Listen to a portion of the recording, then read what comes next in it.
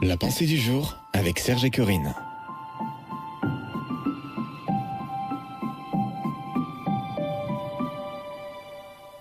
Faites décoller vos rêves, une pensée de Joyce Meyer.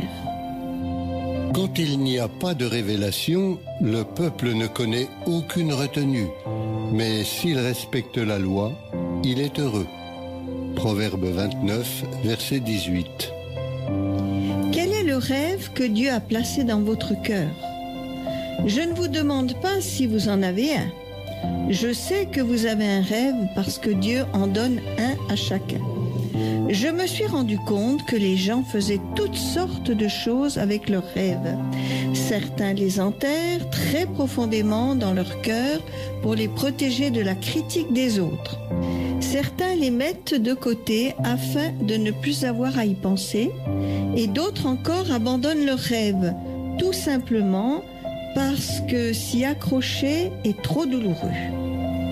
Si votre rêve a besoin de décoller, il y a deux choses dont vous devez vous souvenir. Premièrement, vous avez besoin de définir une vision claire. Deuxièmement, vous devez garder votre vision constamment devant vous.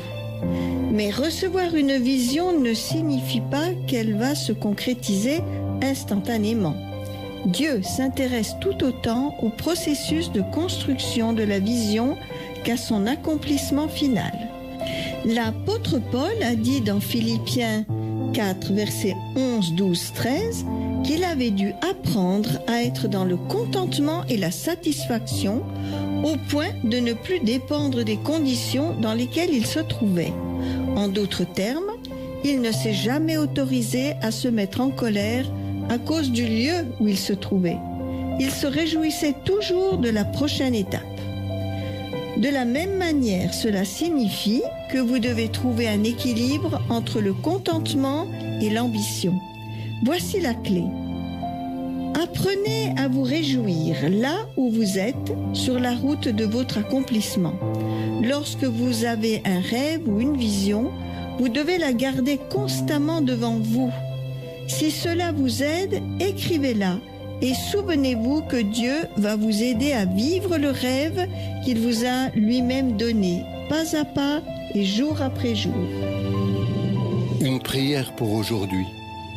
Jésus, même si je ne le ressens pas toujours et que la vie me pousse à abandonner, je crois que tu as un grand projet pour ma vie. Je choisis de te faire confiance plutôt qu'à mes circonstances pour m'aider à vivre le rêve que tu as placé en moi. Amen. Retrouvez la pensée du jour sur www.topchrétien.com. L'essentiel de la vie. Oméga 90.9.